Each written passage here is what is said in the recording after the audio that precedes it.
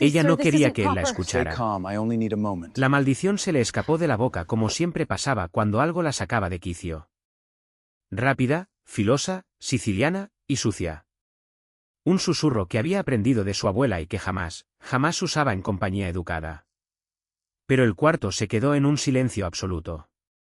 Y entonces, lentamente, el hombre que estaba parado en la puerta se dio la vuelta. Estaba sonriendo. No con la sonrisa de alguien ofendido. Con la sonrisa de alguien que acababa de encontrar exactamente lo que estaba buscando. Repite eso, dijo en voz baja. Pero esta vez, mírame a los ojos cuando lo digas.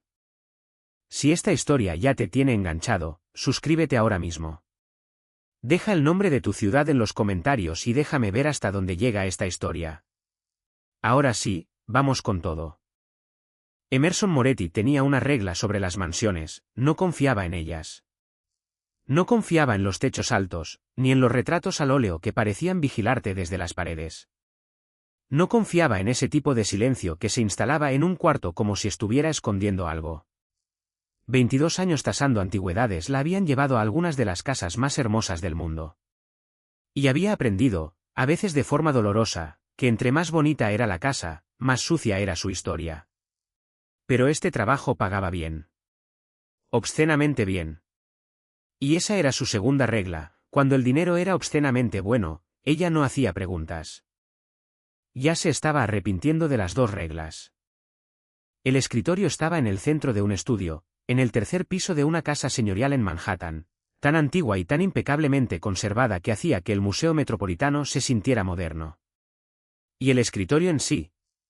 Dios, el escritorio en sí era una obra de arte. Nogal florentino de mediados del siglo XVII, con incrustaciones de palo de rosa, del tipo de ensamblaje que le toma a un artesano toda una vida aprender, y otra vida entera perfeccionar. Las patas estaban talladas con ramas de laurel, formando lo que parecía un escudo familiar que ella todavía no había podido identificar.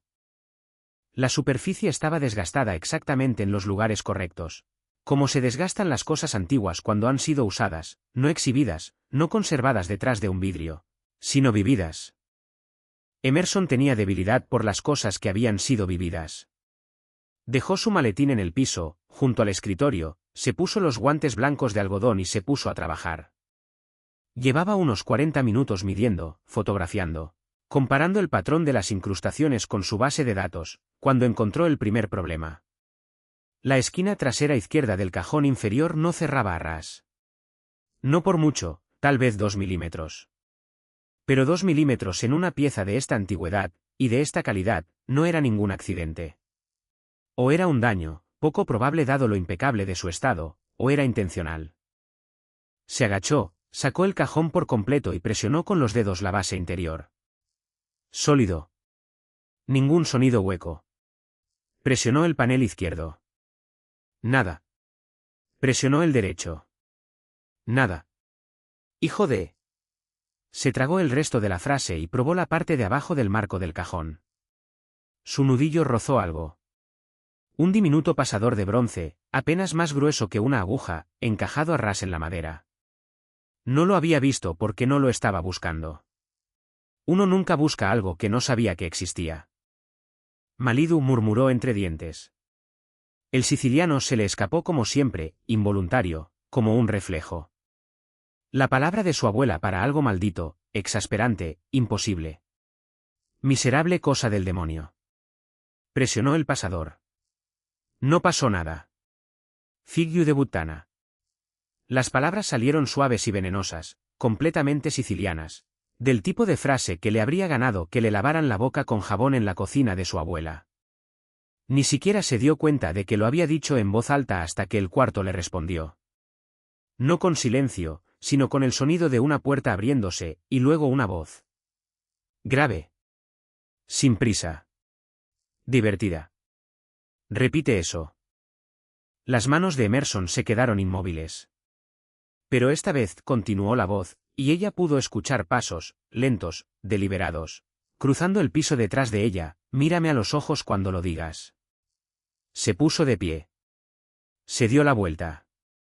Y entendió, inmediata y completamente, que había cometido un error muy grave.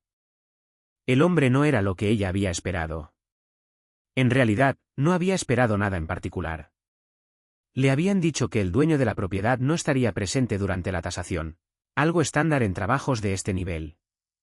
El dueño mandaba a sus abogados, o a sus asistentes, o no mandaba a nadie y le dejaba un código de acceso y un número de contacto para emergencias. Nadie le había mencionado a él.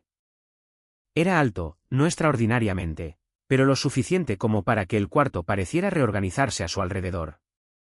Traje oscuro, sin corbata, el tipo de rostro que podría haber salido de una pintura renacentista, todo ángulos filosos y ojos oscuros, y esa quietud particular de alguien que jamás en su vida había necesitado alzar la voz para dominar un cuarto. Tenía el cabello negro, con canas plateadas en las sienes, y lo llevaba como llevaba todo lo demás, como si no pensara en ello, lo que significaba que pensaba en ello constantemente. La estaba mirando de la forma en que un hombre mira algo que acaba de sorprenderlo. No ofendido, no enojado. Interesado. Eso era peor. Disculpe, dijo Emerson, y se odió a sí misma de inmediato por la disculpa. No sabía que había alguien. No respondió mi pregunta, dijo él. Ella parpadeó. ¿Perdón? Le pedí que lo repitiera. Él inclinó ligeramente la cabeza. ¿La frase? Lo que dijo. Dije que lo sentía, pero antes de eso. Emerson lo miró fijamente. No creo que sea necesario, dijo con cuidado. No, concordó él. No es necesario. Lo pregunto de todas formas. El silencio se estiró entre ellos como un alambre demasiado tenso. Y Emerson hizo lo que siempre hacía cuando tenía miedo, se volvió precisa. Dije asterisco Fig you de Butana, dijo, clara y sin rodeos. Es siciliano. Significa, bueno, significa que el escritorio me está dando problemas. Él se quedó callado un momento. Luego sonrió.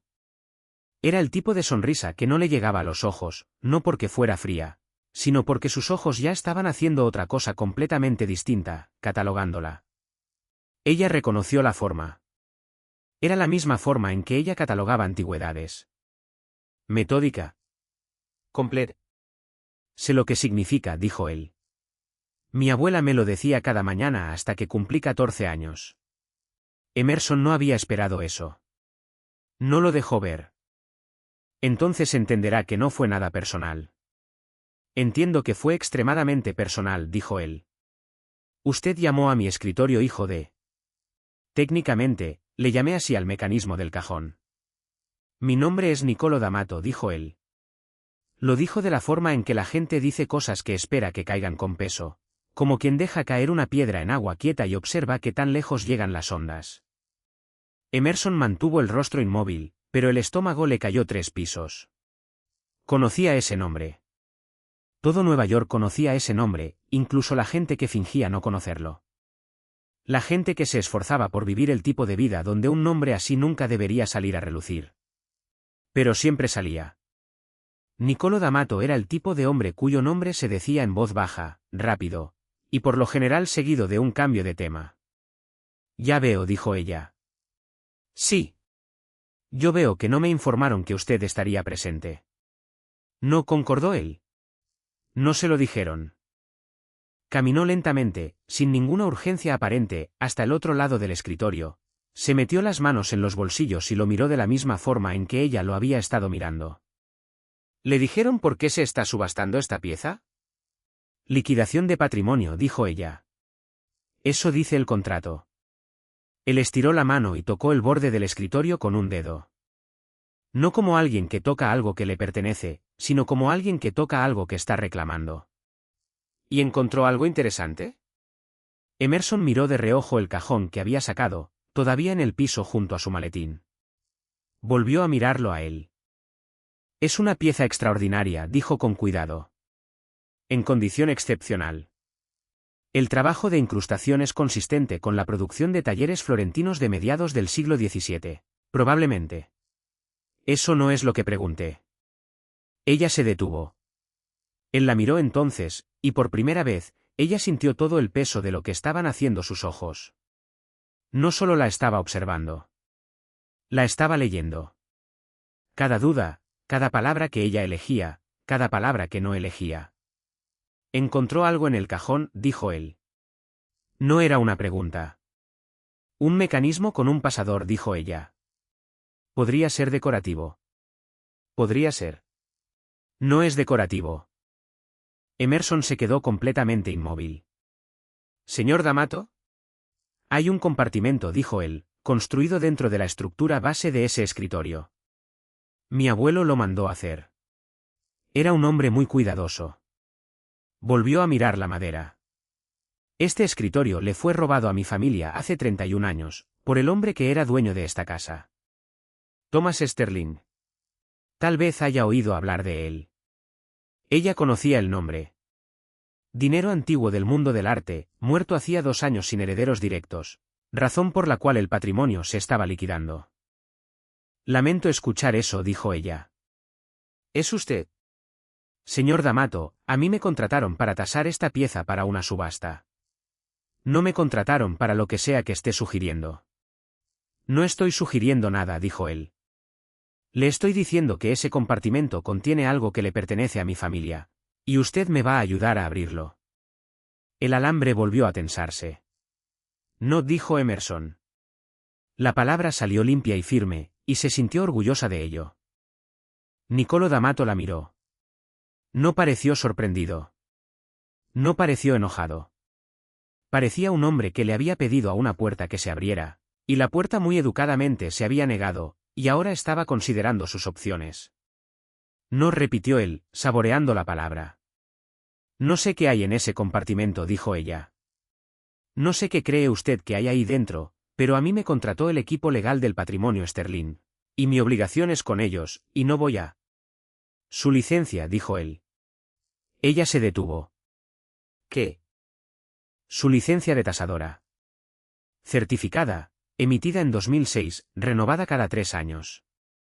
Lo dijo sin mirar su teléfono, sin mirar nada más que a ella. Tuvo una disputa en 2019. Un cliente alegó que había identificado mal una pieza y la había vendido por debajo de su valor. La queja fue desestimada, pero sigue en su expediente. La boca se le había secado. Esa queja fue fabricada, y fue desestimada. Las quejas no necesitan ser verdad para hacer daño, dijo él. Una nueva, de un cliente de cierto prestigio, del tipo de prestigio que pone nerviosas a las casas de subastas. Sería muy difícil de desmentir, incluso si fuera igual de fabricada. Estas cosas tienden a acumularse. Ella lo miró fijamente. Usted haría eso, dijo. No era una pregunta, era un reconocimiento. Preferiría no hacerlo, dijo él, y sonó genuino. Preferiría que usted entendiera lo que ese escritorio significa para mi familia, y me ayudara con un simple problema mecánico. Y entonces haría que mi gente le transfiriera el pago completo de la tasación a su cuenta antes de que saliera del edificio. Más, digamos, una cuota de consultoría que haría que sus próximos 2 años fueran extremadamente cómodos. ¿Y si vuelvo a decir que no? Él la miró un largo momento. Entonces yo también le digo que no a las cosas, dijo en voz baja. Y las cosas a las que les digo que no, tienden a quedarse así. Las manos de Emerson temblaban. No visiblemente, se había entrenado para no temblar visiblemente años atrás, en la escuela de posgrado, de pie frente a paneles de expertos que buscaban cualquier grieta en su compostura. Pero por dentro temblaba de una forma que no tenía nada que ver con el frío. Miró el escritorio. Miró el mecanismo del pasador que había encontrado en el marco del cajón. Miró a Niccolò D'Amato, que la observaba con una expresión de perfecta certeza paciente, como un hombre que ya había calculado cada resultado posible y los encontraba todos aceptables. Hábleme de su abuelo, dijo ella. Algo cambió en el rostro de él, casi imperceptible, pero ella lo captó. Un destello de algo real detrás de la compostura. ¿Por qué? Porque si voy a ayudarlo a abrir un compartimento escondido en un escritorio florentino del siglo XVII, dijo ella, necesito entender el mecanismo. Y el mecanismo fue construido por una razón, por alguien con una razón. Así que hábleme de él. Él la estudió un momento. Luego jaló una silla de la esquina del cuarto, no la que estaba detrás del escritorio, ella lo notó, sino una del costado, como si estuviera rechazando la posición de autoridad que el escritorio ofrecía, y se sentó. Se llamaba Enzo, dijo Niccolò. Enzo D'Amato. Llegó a Estados Unidos desde Palermo en 1951, con $40 en una maleta y un cuchillo que nunca usó contra nadie que no se lo mereciera. Una pausa. Construyó algo aquí. Algo importante. Y era un hombre que creía que las cosas más importantes de una vida, la prueba de lo que habías hecho, de lo que habías construido, de quién había sido leal y quién no, debían guardarse en un lugar donde solo alguien que lo mereciera pudiera encontrarlas. Merecerlo, repitió Emerson. Merecerlo, confirmó él. Era teatral al respecto. Le gustaban los acertijos. Le gustaba la idea de que la persona correcta reconocería el mecanismo correcto. ¿Y Thomas Sterling no era la persona correcta? Thomas Sterling, dijo Nicolo, y su voz no cambió en absoluto, lo cual de alguna forma era más aterrador que si hubiera cambiado, era un ladrón. Se llevó el escritorio hace 31 años, en circunstancias que no le voy a describir esta noche. Lo que sí le voy a decir es que sea lo que sea que hay en ese compartimento, él nunca lo abrió, porque no sabía cómo. Y tampoco supo nadie a quién contrató. ¿Pero cree que yo sí puedo? Creo, dijo él, que usted llamó a mi escritorio hijo de puta en el dialecto de mi abuela sin pensarlo 2 veces, lo que significa que en algún lugar de su historia hay Sicilia. Y Sicilia significa que usted entiende cierto tipo de construcción, la forma en que nuestra gente construye las cosas para que duren, para esconderse, para proteger. No es solo artesanía. Es filosofía. Emerson se quedó callada un momento. Mi abuela era siciliana, dijo. Toda mi familia es siciliana, dijo él, desde hace 6 generaciones. Y la mía, dijo ella, antes de poder detenerse. Él la miró. Lo sé, dijo. Algo frío la recorrió. ¿Qué quiere decir con eso? Quiere decir, dijo él con cuidado, que no la contraté a usted por accidente, señorita Moretti. La mandé contratar específicamente, por su nombre. El cuarto se quedó muy silencioso. ¿Por qué?, preguntó ella. Él no respondió de inmediato. Volvió a mirar el escritorio, la superficie desgastada, las ramas de laurel talladas, el escudo que ella todavía no había identificado, y entonces dijo por fin, su apellido es Moretti. Y la última persona que pudo abrir ese escritorio, la persona para la que mi abuelo lo mandó construir, también se apellidaba Moretti. El corazón de Emerson se detuvo. Repita eso, dijo, y su voz, a diferencia de sus manos, se mantuvo perfectamente firme. Él la miró. El nombre de su abuela, dijo en voz baja. ¿Cuál era? Ella no respondió. ¿Cuál era el nombre de su abuela? Señorita Moretti. Y en el silencio que siguió, Emerson comprendió que el trabajo que había aceptado, el escritorio que le habían enviado a tasar, el hombre sentado en esa silla observándola, nada de eso era coincidencia. Nunca había sido coincidencia. Y el mecanismo del pasador en el marco del cajón, lo que había encontrado por accidente, lo que nadie más había encontrado en 31 años, ella lo había encontrado en 40 minutos porque alguna parte de ella, alguna parte que no sabía que estaba escuchando, había sabido exactamente dónde buscar. Se llamaba Catarina, dijo Emerson. Y en el momento en que las palabras salieron de su boca, Nicolo D'Amato cerró los ojos. No de alivio. No de triunfo. En algo que parecía aterradoramente al duelo. Entonces que Dios nos ayude a los dos, dijo suavemente. Porque lo que hay en ese escritorio va a cambiar todo lo que usted cree saber sobre su familia. Emerson Moretti miró el escritorio que la había traído hasta aquí. Miró al hombre que había organizado todo para que ella llegara, y levantó el cajón. Iba a abrirlo. No por él, no por el dinero. Por el nombre que su abuela le había susurrado en la oscuridad, en siciliano, la noche antes de morir. Un nombre que le había dicho que olvidara, que nunca dijera en voz alta, que lo dejara caer como una piedra en el agua más profunda que pudiera encontrar. Un nombre que ahora, se daba cuenta, estaba tallado en el escudo familiar, en la pata del escritorio. El lema. Los dedos de Emerson se movieron antes de que su mente terminara de darles permiso.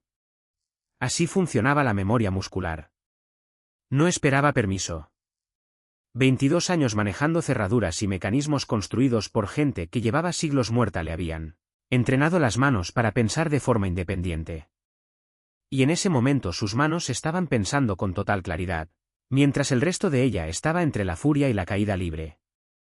Le dio vuelta al cajón entre sus manos, pasando el pulgar por el panel interior de la base, presionando en intervalos específicos, no al azar, no por instinto, sino por método. Los compartimentos escondidos en piezas florentinas de esta época seguían cierta lógica arquitectónica. Los artesanos que los construían estaban entrenados en gremios, y los gremios significaban técnicas compartidas, filosofías compartidas.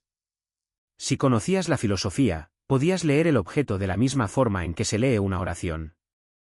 Su abuela le había enseñado eso. Catarina Moretti, 81 años, manos como papel y ojos como obsidiana, que había sentado a Emerson en una mesa de cocina en Brooklyn cuando tenía 9 años, y le había enseñado a encontrar la cosa dentro de la cosa. Cada objeto tiene un secreto, le había dicho. Los buenos se esconden a plena vista. Emerson había pensado que le estaba hablando de antigüedades. Presionó el panel de la base, primero la esquina izquierda, luego la derecha, luego el centro, y sintió la más leve resistencia, como si la madera estuviera conteniendo el aliento. No lo fuerce, dijo Nicolo desde atrás. Ella no lo había escuchado moverse, y el hecho de que no lo hubiera escuchado era en sí mismo una advertencia. Se dio la vuelta lo suficiente para mirarlo por encima del hombro. Estaba más cerca de lo que había estado. No de forma amenazante, no obviamente, pero lo suficientemente cerca como para que ella entendiera que la dinámica había cambiado. Esto ya no era una negociación. Esto era otra cosa. Lo sé, dijo ella. Mi abuelo decía que el mecanismo responde a la presión, no a la fuerza. Su abuelo tenía razón. Ella volvió al cajón. Mi gente, la que intentó forzar estas cosas, las rompió. ¿Qué es la razón por la que lo que sea que hay aquí adentro sigue aquí adentro después de 31 años? Quien Sterling contrató, o no sabía lo que hacía, o se impacientó. Las dos cosas, dijo Nicolo. Sobre todo, se impacientó. Ella volvió a presionar el panel central, esta vez con menos presión y más intención. La yema del dedo en vez de la punta, contacto más amplio, más suave. Y lo sintió, la cesión casi imperceptible, como un aliento contenido que finalmente se libera. Algo dentro de la base del cajón hizo clic. El silencio después de eso fue total. Emerson le dio vuelta al cajón en sus manos y encontró la costura que se le había pasado. Una grieta del grosor de un cabello a lo largo del borde inferior, invisible bajo un examen normal, que ahora estaba separada por el ancho de una tarjeta de crédito. Puso la uña del pulgar contra ella. Presionó. El panel escondido se abrió sobre una diminuta bisagra de bronce, suave y silenciosa. El mecanismo estaba tan bien mantenido que parecía que lo habían aceitado ayer. Adentro había un libro. No muy grande, del tamaño de una novela de tapa dura, encuadernado en lo que ella reconoció de inmediato como cuero marroquí, del tipo que se usaba para documentos importantes a mediados de siglo.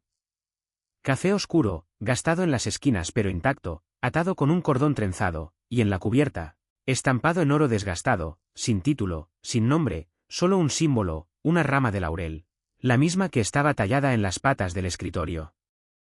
Emerson lo miró 3 segundos completos sin tocarlo. Luego miró a Nicolo. Tenía la mandíbula tensa. Sus ojos estaban clavados en el libro con una expresión que ella no le había visto antes. Algo despojado del humor controlado, despojado de la paciencia, despojado de todo. Lo que quedaba debajo era crudo, viejo y cansado de la forma en que el duelo cansa. Como algo que se ha cargado por demasiado tiempo. Eso es, dijo él.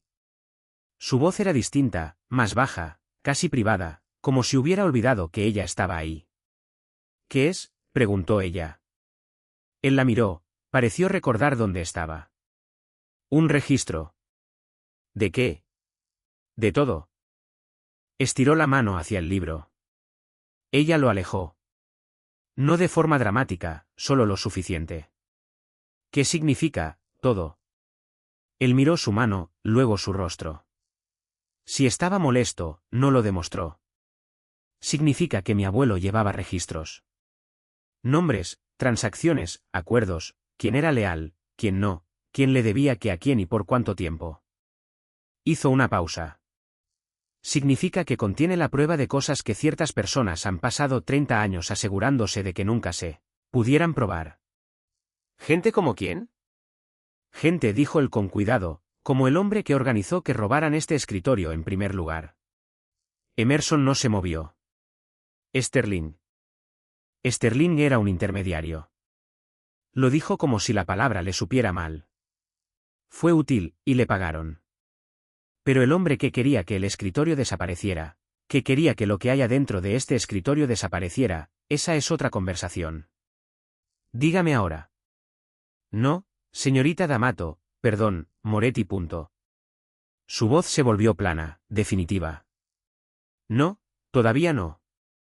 Hay cosas en ese registro que usted no está lista para escuchar, y necesito saber, antes de decir una palabra más, que usted entiende lo que significa estar en este cuarto ahora mismo. Sosteniendo eso. Ella miró el libro en sus manos.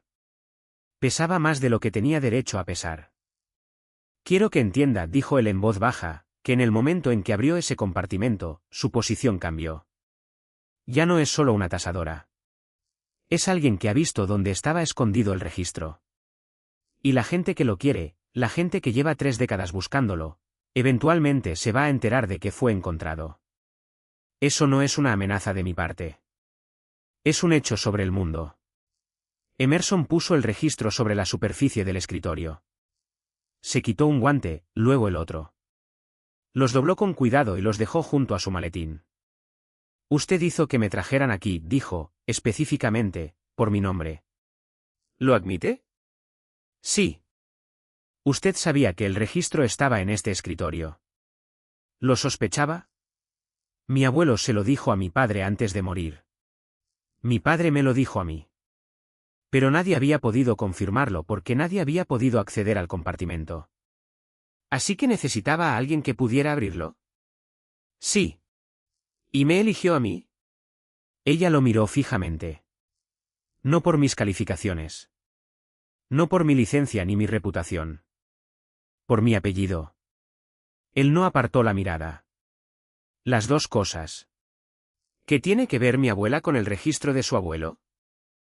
La pausa que siguió duró exactamente un latido más de lo necesario. Lo suficiente para decirle que la respuesta importaba. Lo suficiente para decirle que no le iba a gustar. Catarina Moretti, dijo él, fue la contadora de mi abuelo durante 11 años. El cuarto no se movió. El rostro de Emerson no se movió. Pero algo dentro de ella se sacudió con un vuelco que se sintió físico, como un piso que desaparece bajo los pies. Eso no es posible, dijo ella. Está documentado. Mi abuela era costurera. Llegó a Brooklyn en 1949. Trabajó en una fábrica de ropa en la avenida Flatbush.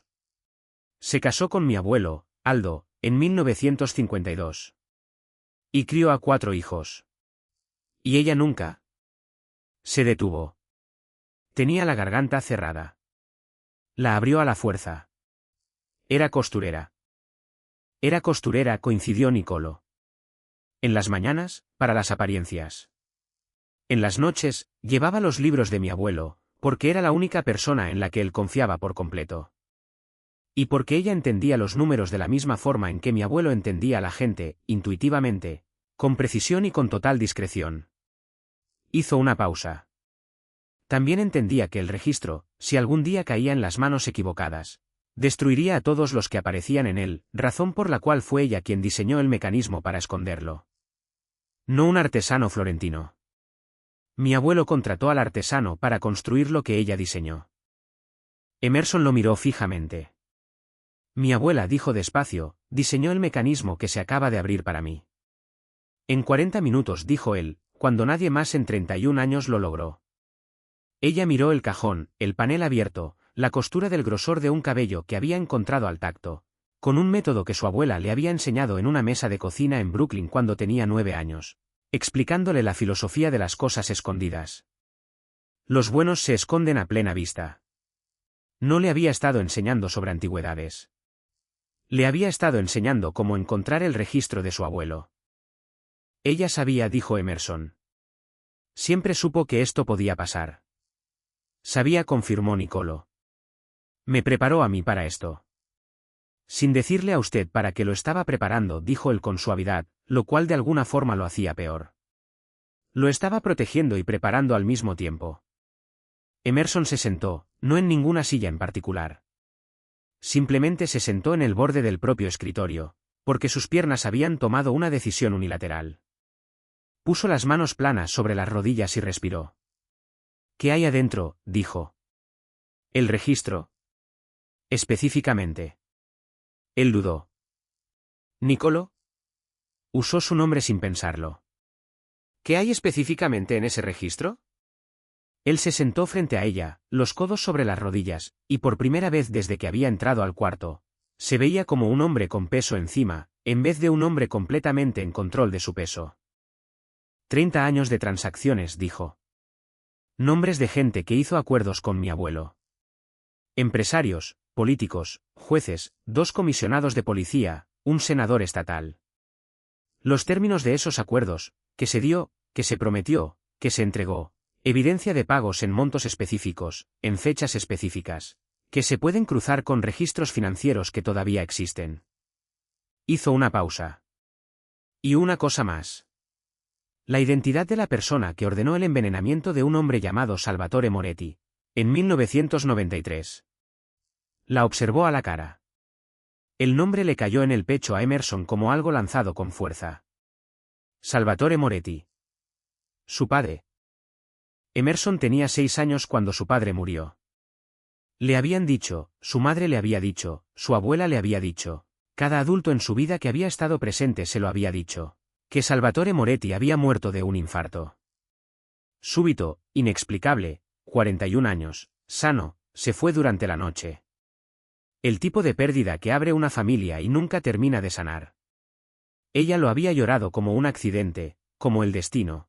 Como el tipo de crueldad sin sentido que la vida a veces entrega sin razón y sin aviso. Miró a Nicolo. Repita eso, dijo, y su voz salió exactamente como cuando él le había pedido que repitiera la maldición, plana, firme, y completamente reñida con lo que estaba pasando detrás de sus ojos.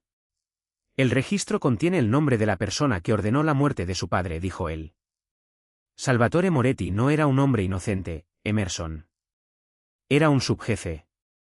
Trabajaba para mi abuelo, y alguien mandó matarlo por lo que sabía y por lo que controlaba. Esa persona está nombrada en este registro. Hizo una pausa. Y esa persona sigue viva. El silencio que siguió fue lo más ruidoso en lo que ella jamás se había sentado. ¿Quién?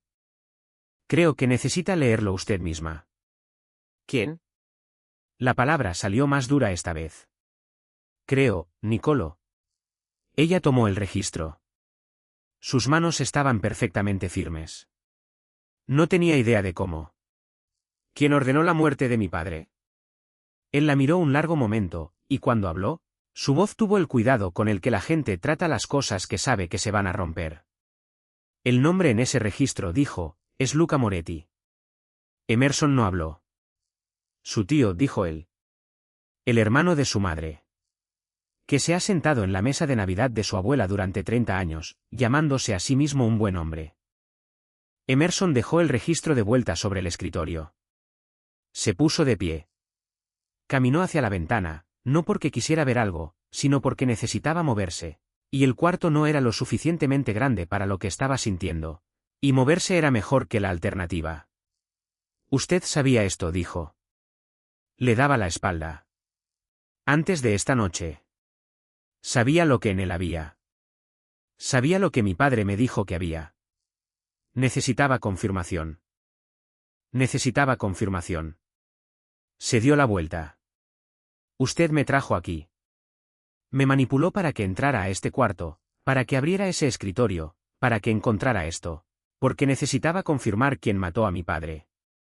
La traje aquí, dijo él con cuidado, porque usted es la única persona viva con derecho a saber qué hay en ese registro. Y porque el mecanismo que construyó su abuela solo se iba a abrir para las manos correctas. Esa es una justificación muy conveniente. Es la verdad. Igual que todo lo demás que acabo de decir. La voz de ella se quebró en la última palabra. Solo un poco. Lo odió. Respiró para controlarlo. A mi padre lo asesinó mi tío. Y usted lo sabía. Y no dijo nada. Amenazó mi carrera. Me maniobró hacia este cuarto como una pieza en un tablero, en vez de simplemente decírmelo. Si se lo hubiera dicho, dijo él en voz baja, ¿me habría creído? Ella abrió la boca, la cerró. Habría pensado que era un criminal tratando de manipularla para que lo ayudara, dijo él, lo cual, por cierto, es una evaluación justa. Pero se habría ido, y habría vuelto a su vida. Y Luca Moretti habría seguido siendo el hombre en la mesa de Navidad de su abuela. Y la verdad se habría quedado en ese cajón otros 30 años. Emerson presionó los dedos contra el esternón, con fuerza, como si tratara de sostener algo por dentro. Mi madre dijo. Sí. Ella lo sabía. Creo que sí. Por eso se fue. Su voz se había vuelto baja. No una calma tranquila. La forma en que las cosas se vuelven silenciosas antes de convertirse en algo completamente distinto. No se fue porque quisiera una vida diferente. Se fue porque estaba huyendo. Estaba huyendo de Luca. Estaba protegiéndola a usted, dijo Niccolò, de la misma forma en que Catarina la estaba protegiendo. Las mujeres de su familia, y había algo en su voz que ella no supo nombrar, son excepcionalmente buenas para proteger a la gente que aman sacrificando lo que saben. Emerson lo miró. ¿Y usted qué está haciendo?, preguntó. Ahora mismo. ¿Qué significa esto para usted? Él se quedó callado un momento. El nombre de mi abuelo está en ese registro. Su legado, todo lo que construyó. Luca Moretti ha pasado 30 años usando lo que sabe, lo que robó de ese escritorio, como palanca. No para proteger a nadie. Para controlar, para quitar, para eliminar a la gente que se interponía entre él y el poder que quería. La miró a los ojos. Mi abuelo confió en su abuela con todo. Luca Moretti usó esa confianza como arma, y la puso en contra de las dos familias. Quiero que eso termine. Y usted necesita el registro para terminarlo. Necesito que usted entienda el registro, dijo él, porque usted es quien tiene un testimonio que va a importar. Usted es quien tiene un nombre que significa algo en los dos lados de esto. Usted es la hija de Salvatore Moretti y la nieta de Catarina Moretti, y acaba de abrir un compartimento construido para que nadie más que usted lo encontrara. Emerson tomó el registro. Le dio vuelta entre las manos, sintió el peso del cuero, su gravedad específica. 30 años. El nombre de su padre adentro. Las huellas de su abuela en su escondite. Jaló el cordón trenzado. Se soltó con facilidad, como si hubiera estado esperando. Abrió la primera página, y la letra que encontró ahí, precisa, pequeña, ligeramente inclinada hacia la izquierda, de esa forma particular de alguien a quien le habían enseñado a escribir en italiano antes que en inglés, era la letra de su abuela. Había mirado esa letra en tarjetas de cumpleaños, en listas del súper, en recetas de cocina, durante 40 años. Presionó los dedos, planos, contra la página, y cerró los ojos. Catarina, dijo, tan bajo que apenas fue un sonido. Y empezó a leer. Leyó durante 6 minutos sin hablar. Niccolò no la interrumpió. Se sentó al otro lado del cuarto y la dejó avanzar, página por página. Y hay que reconocerle, el crédito que un hombre como él pudiera merecer, que entendió que ese no era el momento para las palabras. Cuando se detuvo, no fue porque hubiera terminado. Fue porque había encontrado la fecha, 14 de noviembre de 1993. Y la entrada que la seguía. Y el nombre al final de la entrada, escrito con la letra de su abuela, con una presión que había rasgado ligeramente el papel, la forma en que uno escribe cuando le tiembla la mano. Asterisco LM. Autorizado. Pagado. Hecho, asterisco. Emerson cerró el registro. Lo hizo con mucho cuidado, sobre la superficie del escritorio. Miró a Niccolò D'Amato con la expresión de una mujer a la que acababan de demoler, en silencio, toda la arquitectura de su vida, desde los cimientos. Está bien, dijo. Él esperó. ¿Qué hacemos ahora? Y ese fue el momento. No la maldición. No el compartimento. No la revelación del asesinato de su padre. Ese fue el momento en que Niccolò D'Amato entendió que Emerson Moretti no iba a ser un problema que manejar. Iba a ser otra cosa completamente distinta. Él no tenía idea, en ese instante, si eso los iba a salvar o a destruir a los dos. Sospechaba, por lo que sabía de las mujeres Moretti, que no iba a ser ninguna de las dos cosas. Iba a ser algo para lo que ninguno de ellos estaba preparado. El primer disparo golpeó el marco de la ventana, 2 pisos debajo de ellos, a las 11:47 de la noche, y el sonido viajó hacia arriba, por los huesos del edificio, como una palabra dicha directamente contra las paredes. Emerson no se sobresaltó. Nicolo ya estaba de pie.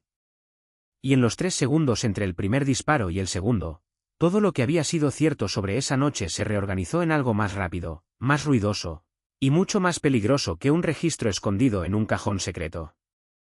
La gente que lo quiere encontrar, Nicolo había dicho, se va a enterar. No había mencionado que tan rápido. El segundo disparo sonó más cerca que el primero. Nicolo se movió como se mueve el agua, sin dudar, sin gastar un solo movimiento, como si su cuerpo hubiera ensayado esta emergencia en privado y ahora simplemente estuviera ejecutando lo que ya sabía. Cruzó hasta la puerta del estudio en 4 pasos, puso la mano plana contra ella sin abrirla, y escuchó. Emerson ya estaba de pie, el registro en las manos. ¿Cuántas entradas tiene este edificio?, preguntó. Él la miró. Algo cruzó por su rostro, sorpresa, breve pero genuina. 4. 2 a nivel de calle, una por el pasillo de servicio del lado este, una por el garaje de abajo.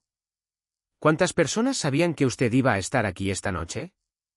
3. ¿En cuántas de ellas confía? La pausa duró una fracción más de lo debido. 2. Entonces tiene un problema. Eso empezó antes de los disparos, dijo ella. Él la miró un segundo completo. Luego sacó su teléfono, escribió algo sin ver la pantalla, y se movió hacia la ventana. No para mirar hacia afuera, ella notó, sino para pararse a un lado, con la espalda contra la pared, donde nadie desde abajo pudiera trazar una línea entre su posición y la de ellos. Ella hizo lo mismo, de su lado, sin que se lo dijeran. Marco, dijo él al teléfono, y su voz se había aplanado en algo operativo, frío. ¿Dónde estás? ¿Cuántos? No me digas un número que no quiero escuchar. Una pausa. ¿Cuánto tiempo? Otra pausa, más larga. La mandíbula se le tensó. Lleva a Caruso al 3er piso. Usa el pasadizo. No uses las escaleras. Colgó. ¿Qué tan mal?, preguntó Emerson. Suficientemente mal. Miró el registro en sus manos. Tenemos que moverlo. No lo voy a soltar. No le estaba pidiendo que lo soltara. Le estaba pidiendo que se moviera con él. Ya estaba cruzando el cuarto hacia la pared del fondo, hacia lo que a cualquiera que no hubiera crecido entendiendo cómo se construían casas como esta le habría parecido un panel decorativo. Para Emerson, parecía la puerta de un pasadizo. Mi abuelo lo mandó construir, dijo él. Presionó el panel en una secuencia que ella no logró seguir del todo. 5 puntos, irregulares. Le gustaban los pasadizos igual que le gustaban los acertijos. Como filosofía. Su abuelo y mi abuela se habrían llevado bien. Se llevaron bien, dijo él. El panel se abrió hacia adentro. Ese es el punto. El pasadizo era angosto y descendía en ángulo, algo que ella sintió en las rodillas, y Nicolo marcó un paso que asumía que ella podía seguirle el ritmo. Y podía. Le igualó cada zancada. El registro contra su pecho, sostenido con los 2 brazos. Mantuvo la respiración controlada y la mente en el problema, no en el miedo, porque el miedo era información, pero el pánico era ruido, y en ese momento no tenía espacio para el ruido. ¿Quién sabía de esta noche?, preguntó ella, en voz baja. Específicamente. Marco, que es mi jefe de seguridad y ha estado con mi familia 19 años. Se movía por la oscuridad sin bajar el ritmo. Caruso, que organizó el contacto de la tasación del patrimonio Sterling, y en quien confiaría con mi vida. Y lo he hecho, varias veces. Y una persona más. ¿Quién es la otra? Él no respondió de inmediato. ¿Nicolo? Mi primo, dijo él. Aldo. Maneja el lado legítimo de nuestras propiedades inmobiliarias. Fue el que identificó la venta del patrimonio Sterling como una oportunidad para recuperar el escritorio. ¿Y no confía en él? Confío en él menos que en Marco y en Caruso, dijo él. Lo que significa que confío en él como en un 70%. 70% es un agujero enorme en su seguridad. Lo sé. ¿Aldo es el tipo de hombre que le diría a alguien dónde iba a estar usted esta noche? Otra pausa. Esta más pesada. Es el tipo de hombre, dijo Nicolo con cuidado, que le diría a alguien si ese alguien tuviera suficiente influencia sobre él. Y si existe ese alguien, eso es lo que estoy tratando de determinar ahora mismo. Llegaron al fondo del pasadizo, y Nicolo se detuvo ante otro panel, escuchó 3 segundos, y luego lo empujó. Ella lo siguió. Un hombre esperaba del otro lado. Grande, cuadrado, con una cara que parecía haber discutido con cosas más duras que puños, y no siempre haber ganado. Tenía una pistola en la mano que bajó al ver a Nicolo, y unos ojos oscuros que se movieron hacia Emerson con velocidad y evaluación profesional. Caruso, Nick. Dijo Nicolo. 6 hombres en el perímetro, dijo Caruso, bajo y rápido. 2 adentro ya están abajo. Entraron por el garaje. Alguien les dio el código de acceso. El rostro de Nicolo no se movió, pero sus ojos sí. Y lo que pasó por ellos fue breve, absoluto, y le dijo a Emerson todo lo que necesitaba saber sobre lo que le acababa de costar el 70% de Aldo D'Amato. Luca, dijo Nicolo. Confirmado. Caruso miró el registro en los brazos de Emerson. Su expresión cambió. ¿Es eso? Sí. Entonces tenemos que sacarlo de aquí antes de... El tercer disparo sonó tan cerca que la pared junto al hombro de Emerson vibró con él, y Caruso se puso frente a los dos antes de que el sonido terminara de viajar, y la mano de Nicolo encontró el brazo de Emerson en la oscuridad. No agarrándola, no jalándola, solo presente, una presión que decía, quédate conmigo. Y durante un segundo muy largo, los tres se quedaron absolutamente quietos. Entonces una voz llegó a través de la pared. Masculina, calmada, con un acento local afilado por algo más viejo debajo. ¿Nicolo? La voz era tranquila, casi conversacional. Sé que estás ahí adentro. Sé que lo encontraste. Y sé quién está contigo. La sangre de Emerson se heló. Conocía esa voz. La había conocido toda su vida. La había escuchado en mesas de días festivos, en llamadas de cumpleaños, y en la mañana en que su madre finalmente le dijo que el duelo no era algo que se supera, sino algo que se aprende a cargar. La había escuchado decir su nombre con lo que siempre había creído que era cariño. La voz de Luca Moretti no había cambiado en 30 años. Miró a Nicolo. Él la estaba mirando con una expresión que sostenía algo que no le había visto antes. Algo que no era estrategia, ni paciencia, ni autoridad controlada. Algo que era casi una disculpa. Él no sabía que usted iba a estar aquí, dijo Nicolo en voz baja. Hasta que lo supo. Aldo le dijo. Sí. Así que Luca Moretti sabía que su sobrina estaba parada en ese pasadizo, sosteniendo el registro que probaba que él había mandado matar a su padre. Sí. Ella miró la pared, el pasadizo entre su voz y su posición, el registro contra su pecho. Emerson. Nicolo dijo su nombre de la forma en que ella había dicho el nombre de su abuela sobre el libro abierto, en voz baja, como algo que importa. No tiene que hacerlo. Lo sé, dijo ella. Alzó la voz. Te escucho, tío Luca. El silencio del otro lado de la pared fue satisfactorio de una forma que ella no había anticipado. Lo había sorprendido. Bien, Emerson.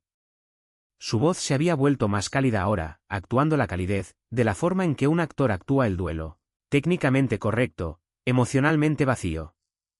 Nena, ¿qué te dijeron? Nada que no haya leído yo misma, dijo ella. Un latido. ¿Qué crees que leíste? Creo que leí tu nombre, dijo ella, escrito con la letra de mi abuela. El 14 de noviembre de 1993, junto a un pago, una instrucción y un resultado. Su voz se mantuvo firme. Ella misma estaba casi impresionada. Creo que leí cuánto pagaste para que mataran a mi padre. Tu padre, empezó él. No. La palabra salió lo suficientemente filosa como para cortar. No me digas quién fue mi padre. No me digas que se merecía o qué hizo o por qué era necesario. Llevo toda mi vida escuchándote decirme cómo eran las cosas, y ya me cansé de escuchar. Otro silencio, más largo. Cuando volvió a hablar, la calidez había desaparecido. Dame el registro, Emerson. No. No entiendes lo que estás sosteniendo. Entiendo exactamente lo que estoy sosteniendo. Llevas 30 años asegurándote de que nadie lo encontrara porque tiene tu nombre adentro. Los nombres de la gente que te pertenece. La prueba de lo que has hecho. Presionó el registro con más fuerza contra su pecho. Mi abuela construyó este escondite. Lo construyó sabiendo que algún día alguien lo necesitaría encontrar. Me enseñó a encontrarlo sin decirme nunca por qué. Pasó los últimos 30 años de su vida asegurándose de que yo pudiera hacer exactamente lo que acabo de hacer.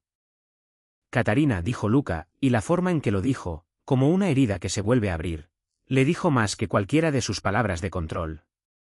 Su abuela había sabido, y había mantenido la boca cerrada durante 30 años, haciendo su trabajo en la oscuridad, y Luca Moretti había sabido que ella sabía, y la había dejado vivir porque matar a Catarina Moretti habría sido un paso demasiado lejos incluso para él. Ella ya murió, dijo Emerson. Y yo estoy aquí, y ya no tienes nada con que presionar a nadie. Te tengo a ti, dijo él. Caruso se movió. Nicolo se movió. Los dos cambiaron de posición, reevaluando ángulos, porque la forma en que Luca lo había dicho no era una amenaza en abstracto. Era una amenaza en tiempo presente. Tenemos que irnos, dijo Caruso, apenas audible. Hay 6 hombres en el perímetro, dijo Nicolo, igual de bajo. No podemos salir por el frente. El carro está en el subnivel, dijo Caruso. Si no lo han alcanzado. ¿Lo han alcanzado? 50%. Me gustan esas probabilidades, dijo Emerson, y empezó a moverse antes de que ninguno de los dos se lo dijera. El garaje del subnivel eran 12 metros de espacio abierto que se sintieron como 40 millas, y los cruzaron corriendo, algo que las rodillas de 44 años de Emerson registraron con un comentario agudo e inmediato. Ella ignoró sus rodillas. Tenía el registro. Tenía su maletín, Caruso lo había tomado del pasadizo, ella no sabía por qué y no preguntó. Tenía la información en la cabeza de que Luca Moretti estaba en algún lugar arriba de ellos y se acercaba. El carro estaba ahí. Grande, oscuro, el motor ya encendido porque Caruso había llamado antes a alguien que ella no había visto. Y ese alguien estaba al volante y no miró a ninguno de ellos. Solo puso el carro en marcha en el momento en que las puertas se cerraron. Nicolo se subió a su lado. Caruso tomó el asiento del copiloto. Se movieron durante 90 segundos. Nadie dijo nada.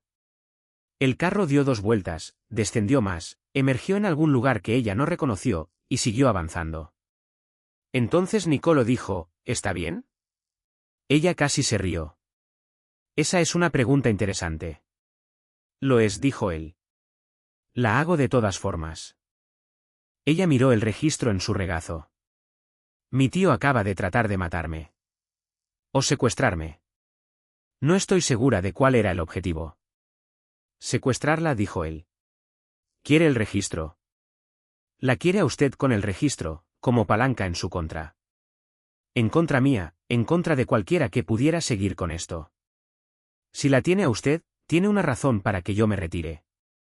¿La conoce lo suficientemente bien como para pensar que eso funcionaría? Él la miró.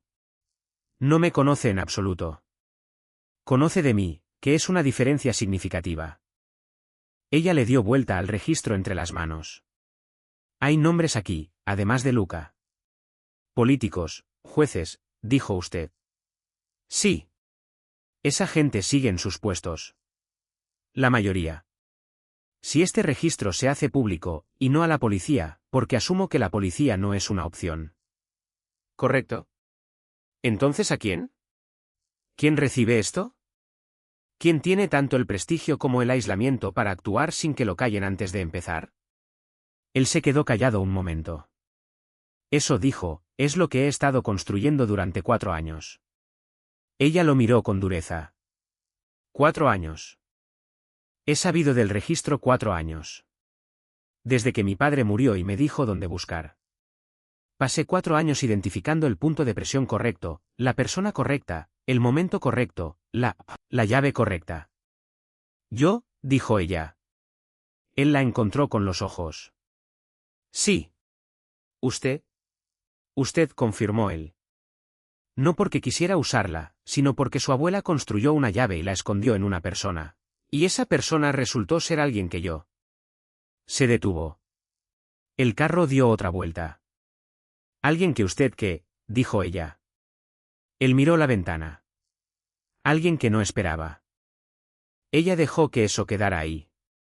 Había problemas más grandes que lo que Niccolò D'Amato hubiera o no esperado de ella. Y ella no era una mujer que persiguiera una frase a medio terminar hacia territorio peligroso cuando el mundo entero ya era suficientemente peligroso. Mi madre, dijo en cambio, necesita protección. Ya está resuelto. Sacó su teléfono, le mostró un intercambio de mensajes que ella no pudo leer en la oscuridad en movimiento, pero que vio que era largo. Marco tiene un equipo en su edificio, en Queens. Ella no va a saber que están ahí. Emerson lo miró fijamente. Hizo eso antes de esta noche. Lo hice esta tarde. Porque sabía que Lucas se enteraría eventualmente. Porque sabía que en el momento en que encontráramos el registro, Lucas se movería contra cada persona conectada a él. Su madre está conectada. Ha estado conectada desde 1993. Guardó el teléfono. Ella es también, por si no lo sabía, la razón por la que Luca nunca fue tras usted directamente. Rosa Moretti le dijo a su hermano que si alguna vez le pasaba algo a usted, iría con todos los periodistas de Nueva York y les contaría todo lo que sabía. Emerson absorbió eso. Mi madre amenazó a un jefe de la mafia. Su madre aterrorizó a un jefe de la mafia, dijo él, durante 30 años. Que es la razón por la que usted ha estado a salvo. Y por la que ella ha estado pagando el precio de formas que no tienen nada que ver con dinero. Pensó en su madre. Rosa Moretti, 67 años, que vivía sola en un departamento en Queens, iba a misa cada domingo, llamaba a Emerson cada jueves por la noche, y en 44 años nunca había mencionado el nombre de su hermano sin un vacío cuidadoso detrás de los ojos, pagando el precio de formas que no tienen nada que ver con dinero. Ha estado sola, dijo Emerson. Todo este tiempo, ella lo ha estado protegiendo a usted, dijo Niccolò, de la misma forma en que todas lo hicieron. Catarina desde el escondite. Rosa desde el frente. Y su padre, antes de que Luca se lo llevara. Su padre estaba tratando de salirse.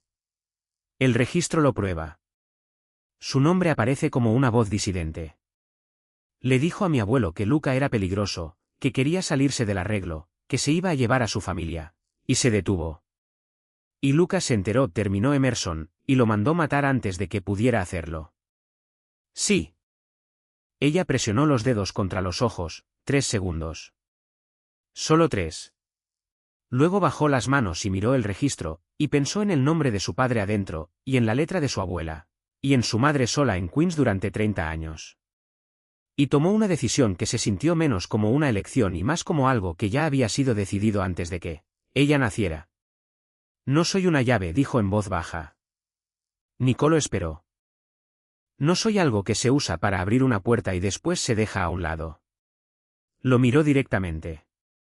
Sea lo que sea que ha estado construyendo durante 4 años, la estrategia, el punto de presión, el plan para cuando se encontrara el registro, cuente conmigo. No como instrumento. Como socia. Él la sostuvo con la mirada un largo momento. Usted no tiene idea lo que eso significa, dijo. ¿De qué mundo se trata? Estoy cargando su historia en el regazo, dijo ella. Creo que estoy recibiendo una introducción bastante detallada. No es seguro. Estoy en un carro huyendo de mi tío, que acaba de disparar contra el edificio en el que estaba. Creo que ya pasamos el punto de discutir que es seguro. Algo cruzó por el rostro de él que ella estaba empezando a reconocer. El momento en que la actuación se cae y lo que hay debajo es simplemente un hombre mirando a una mujer y recalculando todo. Su abuela tenía razón sobre usted, dijo él. Ella se quedó muy quieta. ¿Qué quiere decir? Él metió la mano al saco y sacó un papel doblado. No viejo, el doblez era reciente, el pliegue afilado. Se lo ofreció. Ella lo tomó. Lo desdobló. Era una carta, escrita a mano. La misma letra inclinada hacia la izquierda que había pasado su vida leyendo en tarjetas de cumpleaños y recetas, y listas del súper. La letra de su abuela en la parte de arriba, una fecha, 3 semanas antes de que Catarina Moretti muriera. Asterisco para quien encuentre el escritorio.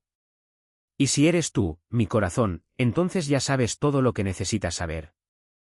Solo que todavía no sabes que lo sabes. Confía en el muchacho D'Amato.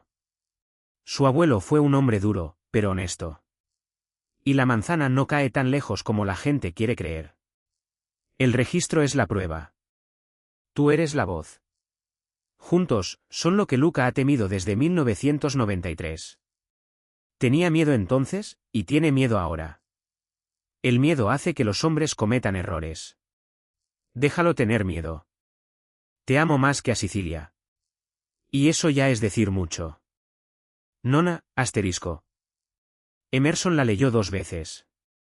Luego la dobló por su pliegue y la sostuvo en la mano y miró al frente y no lloró, porque Catarina Moretti no había criado a una mujer que llorara en carros en movimiento con trabajo todavía por hacer. Ella se la mandó, dijo Emerson.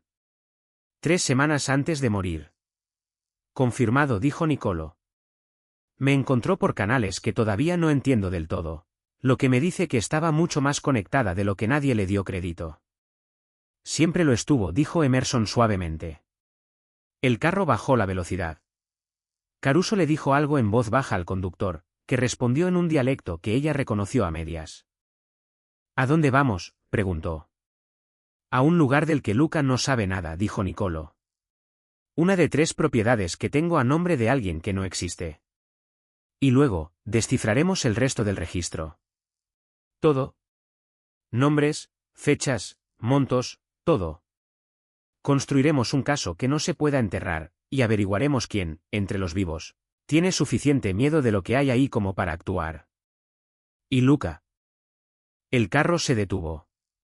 Nicolo la miró en el momento antes de que la puerta se abriera, y su expresión era algo para lo que ella todavía no tenía nombre.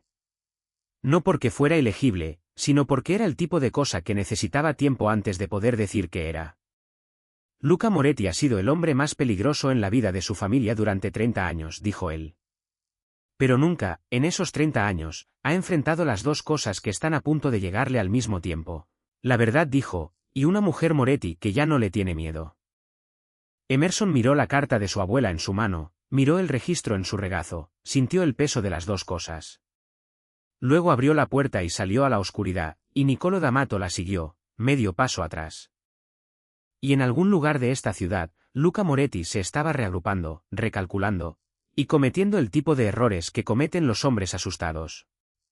Ella se iba a asegurar de que cometiera cada uno de ellos.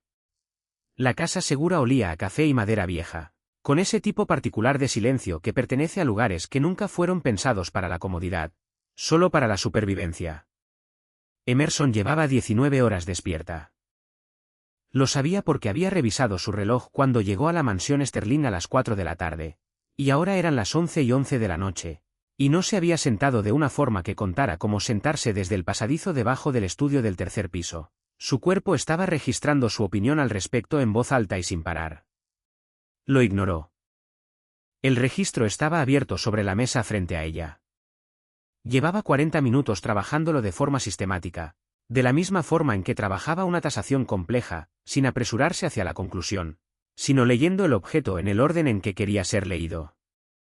Su abuela lo había organizado cronológicamente, y había una lógica en esa cronología que era casi arquitectónica. Las entradas tempranas eran escuetas, solo nombres, cifras y fechas, sin comentarios. Las últimas se volvían más densas, más urgentes. La letra cambiaba en el último tercio, todavía precisa, todavía controlada, pero con una presión que las páginas anteriores no tenían. La presión de alguien que entendía, con creciente claridad, sobre qué estaba sentada.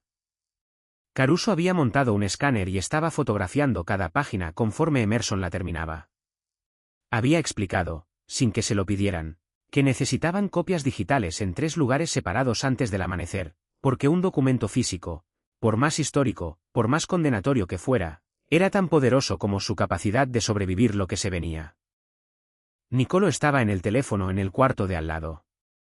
Ella podía escucharlo, no las palabras, solo el tono, que oscilaba entre controlado, intenso, y controlado otra vez, la forma en que la gente cambia cuando está manejando múltiples crisis y eligiendo, momento a momento, cuál merece todo su peso.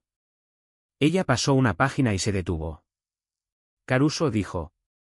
Él levantó la vista del escáner. Esta entrada. Noviembre de 1989. Señaló sin tocar. El nombre aquí. Benedetto Ricci. ¿Es el fiscal estatal? Fiscal estatal actual, dijo Caruso sin dudar. Lleva 11 años en el cargo. Le pagaron, dijo ella. Montos específicos, 4 fechas separadas.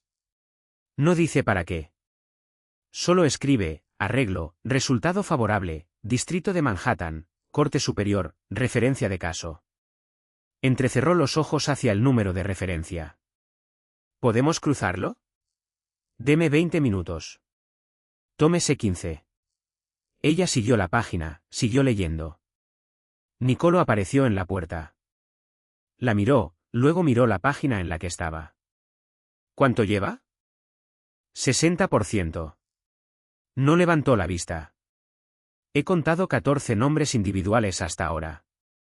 3 jueces.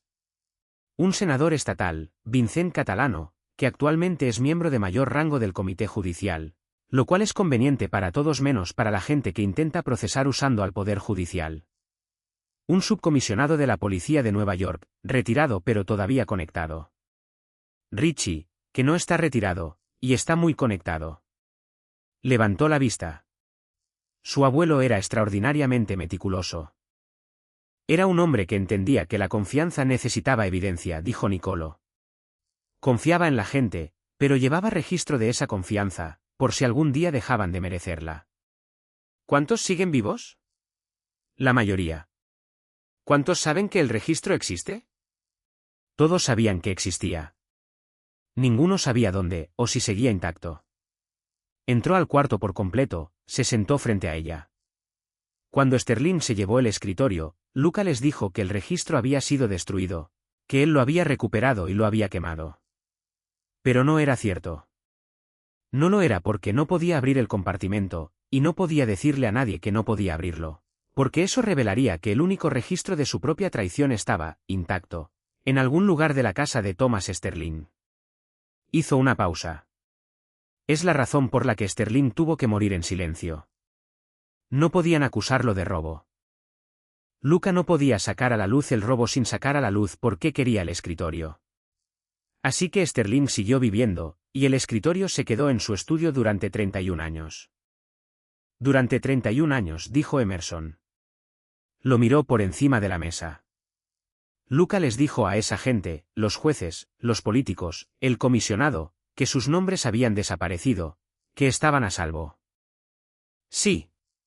Así que cuando se enteren de que el registro está intacto y lo tenemos nosotros, cada uno de ellos, dijo Nicolo en voz baja, se convierte en un problema para él, porque van a entrar en pánico.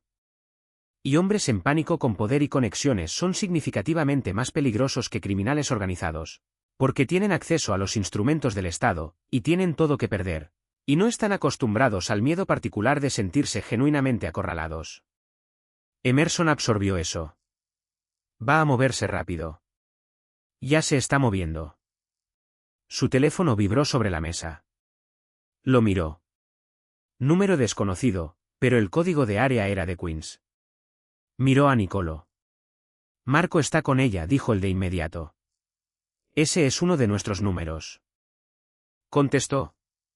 Señorita Moretti, una voz de hombre, profesional y calmada. Su madre está a salvo. Me pidió que le dijera 3 cosas. Primero, está bien y no tiene miedo. Segundo, una breve pausa, como si estuviera leyendo, dice que lleva 30 años esperando esta noche, y que por favor no la trate como si fuera de cristal. Tercero, otra pausa, un poco más larga, dice que le diga que hay una segunda carta forrada en el abrigo azul, en el closet del pasillo. Dice que usted va a saber cuál abrigo. La respiración de Emerson se detuvo. Una segunda carta. Dígale que la llamo cuando sea seguro, dijo Emerson. Dígale que la amo. Sí, señora. Colgó. Nicolo la estaba observando. Una segunda carta. De mi abuela. Ya se había puesto de pie. Caruso, podemos llevar a alguien a Queens, con seguridad, rápido, sin que la gente de Luca lo rastree. Ya tengo 2 carros en Queens, dijo Caruso. El closet del pasillo de mi madre. Un abrigo azul. Hay algo forrado adentro. Caruso ya estaba en el teléfono antes de que ella terminara la frase. Nicolo se puso de pie. Emerson. Ella lo miró. Mi abuela me mandó una carta a mí, dijo él. Si le mandó una segunda a su madre, significa que hay información que no me dio a mí. Información que retuvo, deliberadamente. ¿Por qué le retendría algo a usted? Porque confiaba en mí con lo que necesitaba para actuar, dijo él despacio, como si lo estuviera resolviendo mientras hablaba, y le dio a su madre lo que necesitaba que usted tuviera por separado, en caso de que un camino fallara. Construyó redundancia, dijo Emerson. Como un mecanismo. Como un mecanismo, confirmó él. Ella se volvió a sentar con el registro. Sus manos estaban más firmes de lo que tenían derecho a estar. Pensó en su abuela, de verdad pensó en ella, no como un recuerdo o un duelo, sino como una persona, una mujer que había llevado 11 años de registros para un hombre peligroso y los había escondido en un acertijo. Y había pasado 30 años, con paciencia, en silencio, acomodando las piezas para que la gente correcta las encontrara en el orden correcto. Catarina Moretti había estado jugando un juego muy largo, y había confiado en Emerson para ser el final de la partida. El peso de eso cayó por completo, por primera vez, y Emerson lo dejó caer, se dejó sentir toda su medida, y luego volteó la página y siguió leyendo. Fue Caruso quien encontró la discrepancia. Había estado cruzando la referencia del caso de la entrada de 1989 con registros públicos, en silencio, con método, de la forma en que trabaja un hombre que es bueno en su trabajo y no necesita anunciar su avance. Levantó la vista de su laptop a las 12:47 de la madrugada y dijo, Nicolo, ven a ver esto. Nicolo cruzó hasta él. Emerson levantó la vista. La referencia del caso, dijo Caruso. Distrito de Manhattan, Corte Superior, 1989. ¿La encontré? Giró la laptop. Es un caso civil, no criminal. Disputa de propiedad resuelta a favor del demandante. Una empresa de bienes raíces llamada Estreguoto LLC. Hizo una pausa. Estreguoto LLC se incorporó en 1987. El único director listado en la presentación original. El rostro de Nicolo se había quedado completamente inmóvil. ¿Es Luca Moretti?, terminó Caruso. El silencio fue breve y absoluto. No solo tenía jueces en el bolsillo, dijo Emerson. Estaba usándolos para construir su propio imperio. Separado del de su abuelo. Mientras trabajaba para mi abuelo, dijo Nicolo. Su voz estaba controlada, pero apenas. Tomando pagos que debían haber ido a las cuentas de la familia, y desviándolos a través de una empresa fantasma que existía para hacer a Luca Moretti independientemente rico, e independientemente poderoso. Su abuelo lo sabía, dijo Emerson. Los 2 hombres la miraron. Lo sabía, dijo ella. Está en el registro. Miren. Volteó 3 páginas atrás, encontró la entrada. Octubre de 1989, un mes antes del pago a Richie. Escribe, por instrucción de su abuelo. LM, asunto pendiente de resolución. Monitoreando. Eres Enzo D'Amato, dijo Nicolo. Estaba vigilando. Sabía que Luca estaba desviando dinero. Estaba construyendo un caso contra su propio hombre. Y entonces se robaron el escritorio en el 93, dijo Nicolo. Y su abuelo murió en el 94, dijo Caruso en voz baja. Los 3 se miraron entre sí, alrededor de la mesa. Luca no se robó el escritorio solo para esconder su traición, dijo Nicolo. No era una pregunta. Estaba reconstruyendo algo, pieza por pieza, y la imagen que se estaba armando era más fea que cualquier versión que hubiera sostenido antes. Se llevó el escritorio porque mi abuelo estaba a punto de moverse en su contra. El registro no era solo un registro de los crímenes de Luca. Era la base de un caso que su abuelo estaba construyendo para removerlo. Y con el escritorio fuera, dijo Emerson, el caso se derrumbó. Y mi abuelo murió de un infarto, dijo Nicolo, sin emoción, 8 meses después. Que aceptamos porque tenía 73 años y no estaba en buena salud. Estuvo callado 3 segundos. Que ahora estoy reexaminando. Emerson cerró el registro. Lo miró directamente. ¿Nicolo? ¿Cree que Luca también mató a su abuelo? La pregunta quedó en el aire entre ellos como un fósforo encendido. Creo, dijo él, que un hombre que pagaría para que mataran a su propio cuñado no dudaría en organizar la muerte de un viejo que tenía documentación de sus crímenes. Lo dijo con perfecto control, y el control en sí era lo más aterrador que ella le había escuchado, porque significaba que la furia debajo era algo que estaba conteniendo activamente, y que llevaba mucho tiempo conteniendo. Creo que mi familia ha pasado 30 años llorando un accidente, cuando deberíamos haber estado llorando un asesinato. El registro podría tener pruebas, dijo Emerson. Entonces encuéntrelas, dijo él. Lea cada página. ¿Todo? Ella abrió el registro otra vez. La segunda carta llegó a las 2:18 de la madrugada, traída por un hombre que ella no conocía, que se la entregó a Caruso sin decir palabra y se fue. Caruso se la llevó a Emerson. Ella reconoció el abrigo, el forro de seda todavía doblado alrededor.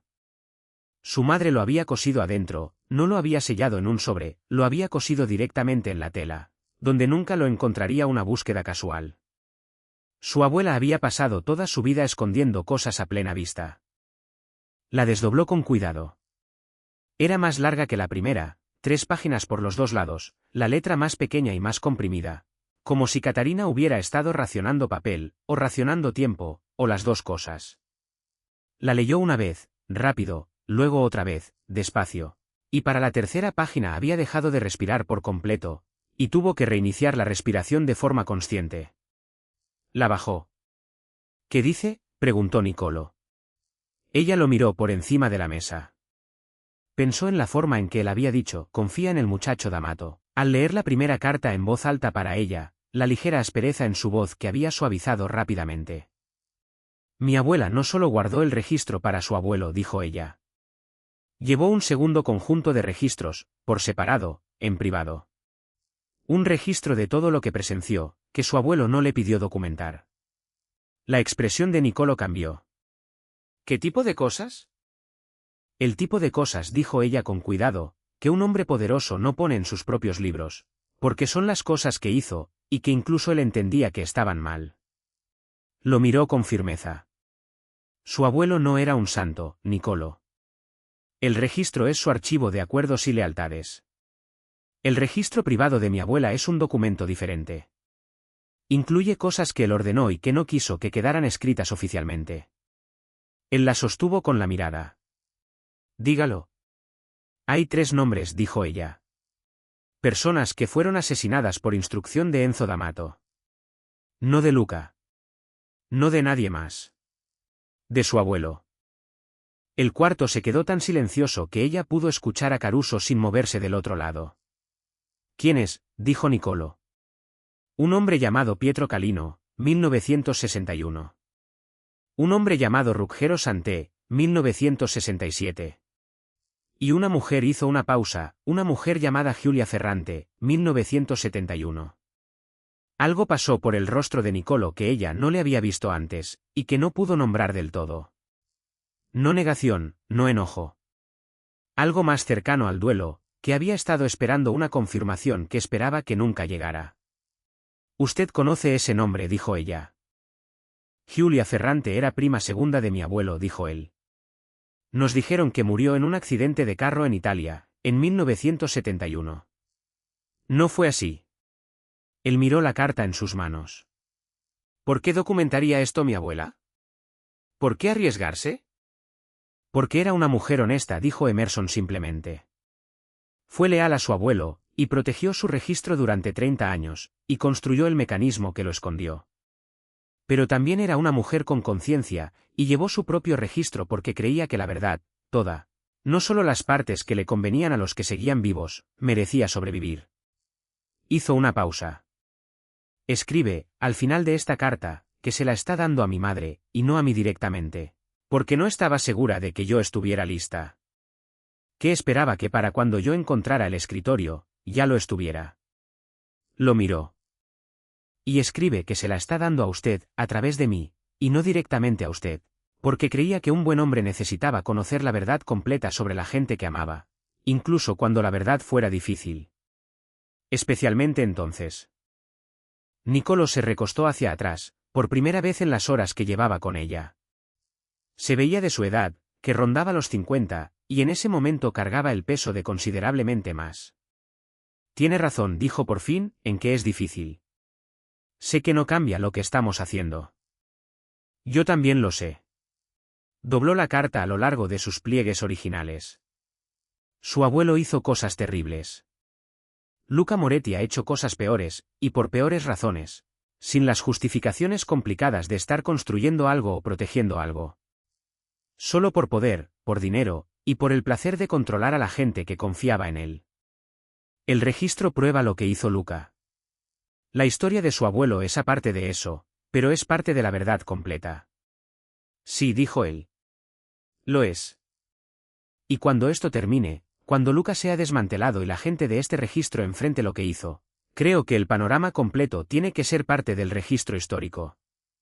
Hizo una pausa. No lo digo para lastimarlo. Sé que no, dijo él en voz baja. Lo digo porque mi abuela confió en nosotros, en los dos, con todo esto, no solo con las partes útiles. Él se quedó callado un largo momento. Luego levantó la vista, y lo que había detrás de sus ojos había cambiado otra vez, más duro, más claro. El tipo de claridad que llega a un hombre que ha enfrentado algo que había estado evitando, y descubre que enfrentarlo, por doloroso que sea, es más limpio que evitarlo. ¿Qué más escribe?, dijo él. La última página, dijo Emerson, es una lista. 12 nombres. Gente que describe, y estoy leyendo directamente, como, quienes conocen la verdad y han estado esperando a que alguien la diga en voz alta. Gente dentro del sistema, dentro de las estructuras legítimas de esta ciudad. Una fiscal federal, 2 periodistas, un juez que describe como incorruptible, lo cual, dice, es lo suficientemente raro como para merecer documentarse. Una concejal. Aliados, dijo Nicolo. Gente que ha estado esperando documentación, dijo Emerson. Gente que sospechaba, pero no podía moverse sin evidencia. Mi abuela pasó 30 años observando y escuchando, identificando a cada persona en esta ciudad que estaba posicionada para actuar cuando finalmente saliera la prueba. Lo miró. No solo escondió el registro. Nos construyó un ejército. El silencio que siguió fue distinto a todos los silencios anteriores. Más ligero, de alguna forma, cargado. Caruso hizo un sonido que era casi una risa. Casi. Nicolo miró la carta, luego a Emerson, luego el registro entre ellos. Y algo cruzó por su rostro que ella todavía no tenía nombre para eso, pero pensó que se lo daría con el tiempo. Catarina Moretti, dijo suavemente, era la persona más peligrosa en cualquier cuarto al que entrara. Estoy empezando a entenderlo, dijo Emerson. Su teléfono se iluminó sobre la mesa. Miró la pantalla. Número desconocido, pero el mensaje que llegó tenía 5 palabras. Y llegaron como una piedra atravesando un vidrio, y la ligereza del cuarto colapsó al instante. Asterisco, tengo a tu madre. Llámame, asterisco. Emerson miró la pantalla exactamente 2 segundos. Luego tomó el teléfono y marcó el número. Y cuando Luca Moretti contestó, ella dijo, sin saludo, sin dudar, con la voz más plana y más peligrosa que había usado en toda su vida. Acabas de cometer el último error que vas a cometer. Luca Moretti se quedó callado 3 segundos después de que ella hablara. Luego se rió. Era la risa que ella recordaba de la infancia, cálida, plena, la risa de un hombre que sabía actuar la tranquilidad mejor de lo que la mayoría de la gente la sentía de forma natural.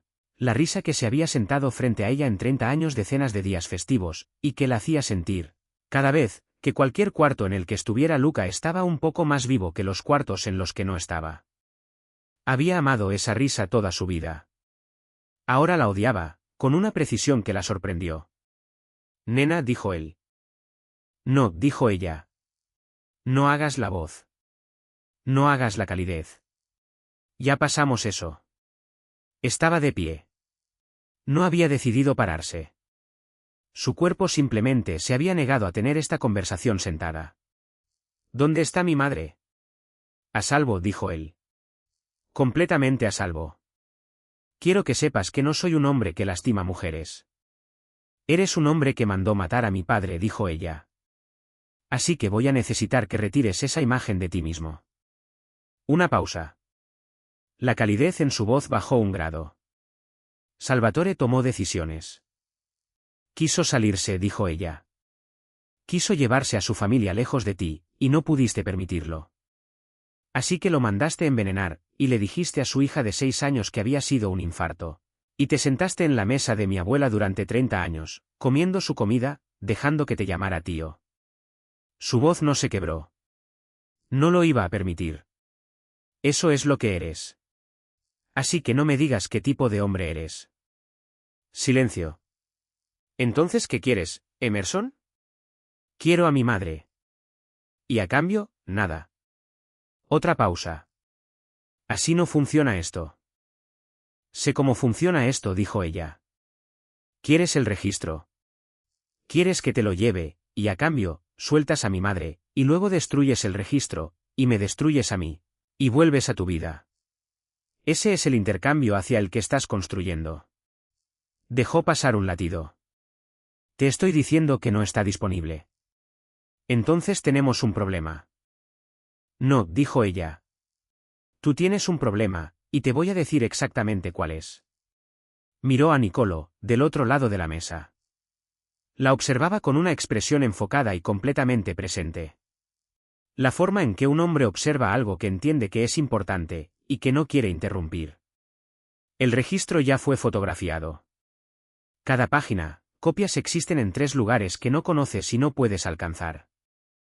Los nombres en ese registro, cada juez, cada político, cada persona a la que le dijiste durante 30 años que estaba a salvo porque la prueba había desaparecido. Se les informó en las últimas 2 horas que la prueba no desapareció, que de hecho fue encontrada, y que va camino a una fiscal federal cuyo nombre mi abuela escribió en 1994 como alguien digno de confianza. El silencio del otro lado fue el mejor silencio que ella había escuchado nunca. Estás mintiendo, dijo él. Pero la calidez había desaparecido por completo, y lo que quedaba debajo era algo más viejo, más frío, y mucho más honesto. Soy una mujer cuya abuela pasó 30 años construyendo exactamente este momento, dijo Emerson. No necesito mentir. Ella ya hizo el trabajo. Yo solo tuve que aparecer y abrir un cajón. Esa gente, empezó él.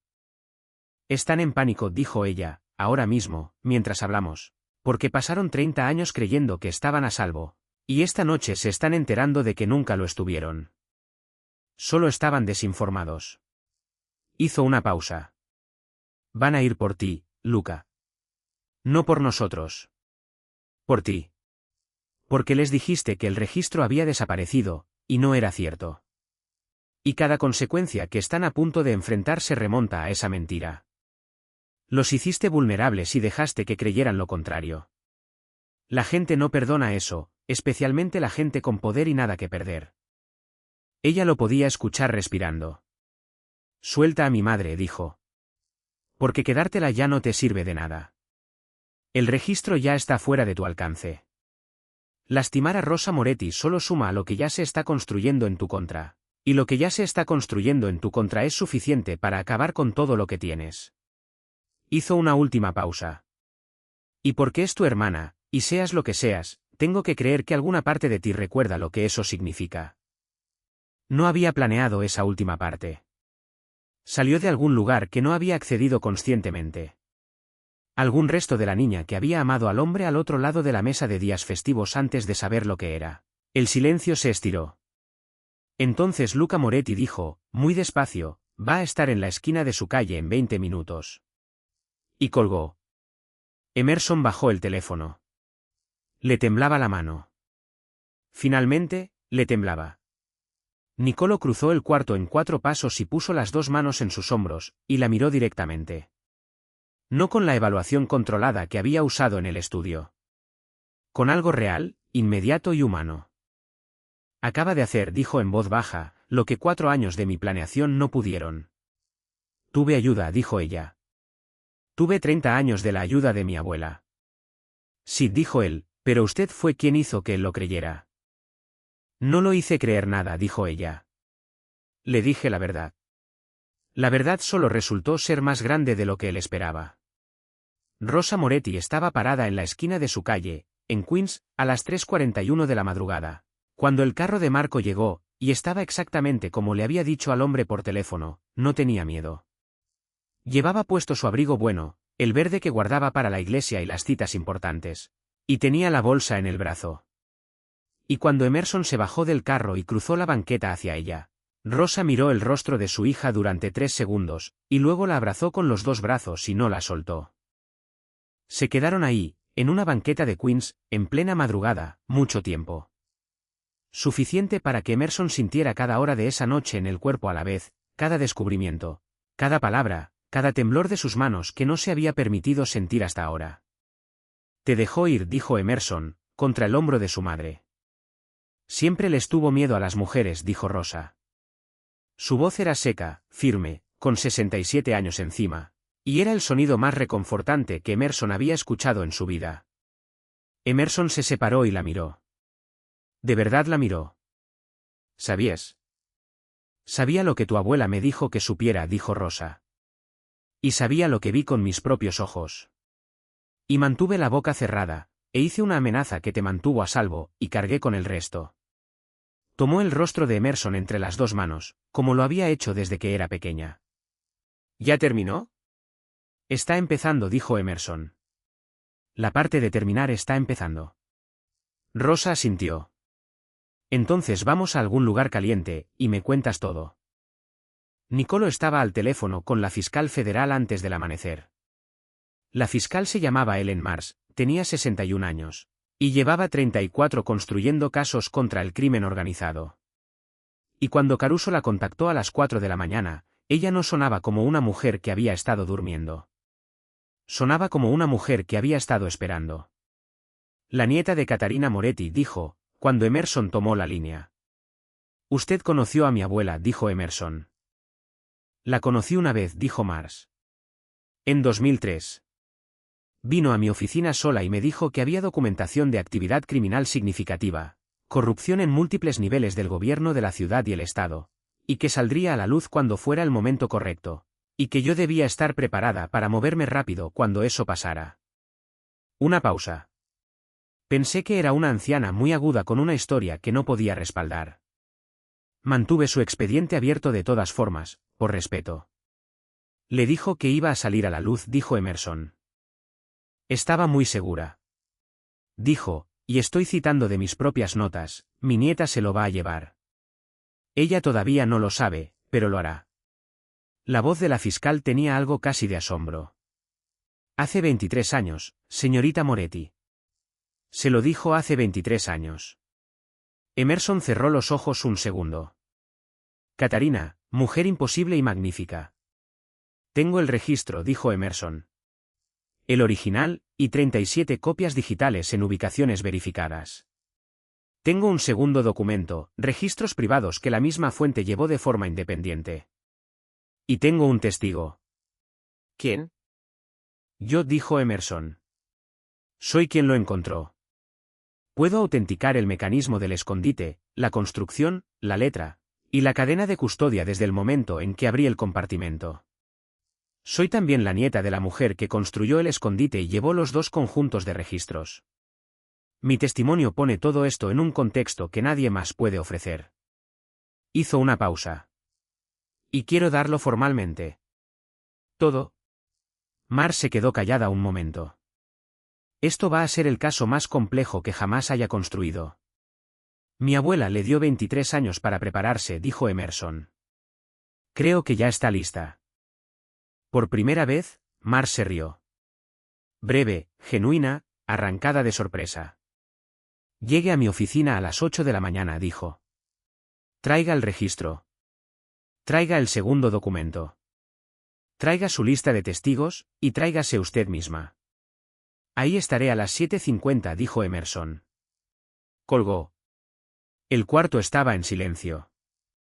Rosa estaba en la mesa con una taza de café que Caruso había producido de algún lugar. Nicolo estaba de pie junto a la ventana, y se dio la vuelta cuando ella lo miró, y su expresión era la misma para la que ella todavía no tenía nombre, la que había estado acumulando poco a poco durante toda la noche. Mars, dijo él. 8 de la mañana. Asintió. Ahí voy a estar. ¿Entiende? Dijo ella con cuidado, que estar ahí significa ser parte del registro. Su nombre, el nombre de su familia, todo. Sé el nombre de su abuelo también, dijo ella. Los dos lados. Él la sostuvo con la mirada, firme. Lo sé. Usted tenía razón antes. La verdad completa tiene que ser parte de esto. Lo que sea que haya hecho mi abuelo, va al registro con todo lo demás. Hizo una pausa. Mi abuela solía decir que un hombre que solo quiere media verdad es un hombre que se sigue mintiendo a sí mismo. Suena como si ella y Catarina se hubieran llevado bien. Al parecer lo hicieron, dijo él. Algo casi como una sonrisa cruzó su rostro. Lo he estado armando poco a poco, toda la noche. Emerson miró a su madre, que había estado escuchando este intercambio con la expresión de una mujer que había sabido considerablemente, más de lo que había dejado ver, durante considerablemente más tiempo del que nadie se había dado cuenta. Mamá, dijo Emerson. ¿Cuánto te contó Nana? Rosa levantó la vista, bajó su café con mucha deliberación. Todo, dijo simplemente. Me contó todo. La noche antes de morir. Todo. El registro, el escondite, el segundo documento, el nombre de la fiscal, tu nombre en la lista. Encontró los ojos de su hija. Me dijo que sentía no poder decírtelo ella misma, que temía que si te lo decía muy pronto, Lucas se enteraría de que sabías, y estarías en peligro antes de que llegara el momento correcto. Así que esperó hasta que se estaba muriendo. Esperó hasta estar segura. Esperó hasta que fue certera, corrigió Rosa con suavidad. Hay una diferencia. Tu abuela nunca fue descuidada. Nunca fue imprudente. Calculó cada paso, cada año, cada pedazo de información, a quién se lo daba y cuándo. Me mantuvo a oscuras sobre los detalles durante 30 años porque sabía que lo que yo no supiera, Luca no podía quitármelo. La voz de Rosa era firme, pero sus ojos no. Nos protegió a todos. Hasta el final. Hasta su propia muerte, ella la organizó. Se aseguró de que todo estuviera en su lugar antes de dejarse ir. Emerson miró fijamente a su madre. Ella eligió cuándo morir. La barbilla de Rosa se levantó ligeramente. Tenía una condición del corazón. Conocía la línea de tiempo. La usó. Un latido. Era una mujer muy determinada. Caruso hizo el sonido de nuevo, el que era casi una risa. Esta vez llegó por completo. Nicolo puso la mano plana sobre la mesa y la miró un momento. Cuando levantó la vista, dijo, Enzo D'Amato y Catarina Moretti merecen un tipo de legado muy específico. Sea lo que sea que fueron, sea lo que sea que hicieron mal, pasaron los últimos años de sus vidas intentando arreglar las cosas. Deberíamos honrar eso. Lo haremos, dijo Emerson, terminando el pensamiento por él. Benedetto Ricci, fiscal estatal, renunció a las 9:17 de la mañana. Vincent Catalano, senador estatal, anunció una licencia a las 10:45, por razones que describió como de salud personal. El subcomisionado se retiró, contrató a un abogado defensor a las 11, y no volvió a contestar llamadas. Luca Moretti fue puesto bajo custodia federal a la 1:18 de la tarde, en su casa de Westchester, por un equipo que se movió tan rápido y tan limpio que sus vecinos no supieron que había pasado nada hasta las noticias de la noche. Emerson estaba en la oficina de Ellen Mars cuando llegó la confirmación. Estaba sentada en una silla, con el registro sobre la mesa, Rosa a su lado, y Nicolo del otro lado del cuarto, cerca de la ventana donde había estado parado desde las 9 de la mañana. Y cuando la asistente de Mars tocó la puerta y dijo las 3 palabras que habían estado esperando, Luca está bajo custodia, el cuarto se quedó completamente en silencio. Entonces Rosa Moretti dijo, con el tono de una mujer que llevaba 30 años esperando que terminara una sentencia, bien. Y eso fue todo. Emerson miró el registro sobre la mesa. Pensó en la letra de su abuela en la primera página. La presión de la pluma, la letra pequeña, inclinada hacia la izquierda, De una mujer que había escrito en italiano antes de aprender inglés y que nunca había dejado ir del todo el idioma antiguo. Pensó en una niña de 9 años en una mesa de cocina en Brooklyn, a quien le enseñaban a encontrar la cosa dentro de la cosa. A quien le enseñaban, sin saberlo, a abrir un cajón que no iba a existir por otros 30 años. Pensó en el nombre de su padre. El 14 de noviembre de 1993. La entrada que había rasgado ligeramente el papel. Estiró la mano sobre la mesa y cerró el registro. No porque hubieran terminado con él, el equipo de Mars iba a pasar meses con él, iba a sacar cada nombre, cada fecha, cada cifra a través de la maquinaria de la Fiscalía Federal, iba a construir un caso que Catarina Moretti había empezado a construir en 1962, y que había terminado de construir en el forro de un abrigo azul, en un pasillo de Queens. No habían terminado con él. Pero Emerson había terminado de cargarlo sola. Podía dejarlo abajo ahora. Estaba en las manos correctas. Miró a Nicolo. Él ya la estaba mirando. ¿Y ahora qué sigue?, dijo ella. ¿Para usted? Él se quedó callado un momento. La familia se reorganiza. Las propiedades legítimas son considerables. Bienes raíces, importaciones, manufactura. Hay trabajo importante que hacer para volver todo eso inequívocamente legítimo. Va a tomar tiempo. Hizo una pausa. Y hay un escritorio. Ella parpadeó. ¿Un qué? ¿Me estás? Un escritorio florentino del siglo XVII, dijo él. Actualmente en el estudio de una casa señorial en Manhattan que le pertenece a mi familia, y que fue robado hace 31 años. Pienso recuperarlo por los canales legales adecuados, que van a ser considerablemente más fáciles ahora. La miró con firmeza. Necesita una tasación formal. Por escrito. Ella entendió lo que le estaba pidiendo. También entendió que no se trataba realmente del escritorio. Cobro tarifas estándar, dijo ella. Voy a pagar más que la tarifa estándar, dijo él. Por la experiencia. Y por el siciliano. Especialmente por eso. Rosa miró entre los dos con la expresión de una madre que elegía, con gran deliberación, examinar la distancia media. Ellen Mars volvió al cuarto con un cuaderno legal y una expresión de emoción profesional controlada que le dijo a Emerson que los próximos meses de su vida no se iban a parecer en nada a los meses que habían venido antes. Estaba lista. Estaba, se dio cuenta, sentada en la oficina de una fiscal federal, a la 1:30 de la tarde, con su madre a su lado, y el registro de su abuela cerrado sobre la mesa, y un jefe de la mafia del otro lado del cuarto que la había llamado por su nombre de pila durante las últimas 6 horas, como si fuera algo que llevara años haciendo. Exactamente donde Catarina Moretti siempre había querido que estuviera. El pensamiento debió haberle dado miedo. En cambio, se sintió, extraña y completamente, como llegar a casa. 3 semanas después, ese escritorio fue entregado a la dirección de Nicolo D'Amato por orden judicial. Emerson estaba ahí cuando llegó. Pasó las manos por las incrustaciones, las ramas de laurel talladas, el escudo familiar, la superficie desgastada que había sido vivida durante siglos, y escondida en la casa de un hombre muerto. Y finalmente había vuelto a casa, con la gente que siempre la había estado esperando. Encontró, cuando examinó el panel trasero para la tasación formal, un segundo mecanismo de pasador, más pequeño que el primero, en un lugar que solo tendría sentido para alguien que ya hubiera encontrado el primero. Lo presionó. Un diminuto cajón, no más grande que una tarjeta, se deslizó abierto desde el marco interior. Adentro había una fotografía. Blanco y negro, las orillas suavizadas por el tiempo. 2 mujeres en una mesa de cocina, riéndose de algo fuera del cuadro. Jóvenes, 20 y tantos años tal vez. A una la reconoció de inmediato como una versión joven del rostro de cada fotografía que su madre tenía. Catarina Moretti. A la otra mujer no la reconoció.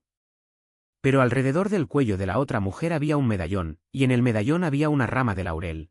Y escrito al reverso de la fotografía, con la letra de su abuela, había 4 palabras. Asterisco siempre lo supimos, cara. Emerson sostuvo la fotografía largo rato. Luego la puso con cuidado sobre la superficie del escritorio, en el lugar desgastado donde un siglo de manos había descansado. Y la miró, y pensó en dos mujeres en una mesa de cocina, riéndose de algo que nadie más podía ver, construyendo algo en la oscuridad que iba a tomar 60 años terminar. Nicolo se acercó y se paró a su lado, mirando la fotografía sin hablar. Después de un momento, dijo, «Esa es mi abuela». Emerson lo miró. «Elena D'Amato», dijo él suavemente. «Circa 1955, calculo, por su rostro». Miró la fotografía otro largo momento. Se conocían desde antes de que mi abuelo contratara a Catarina.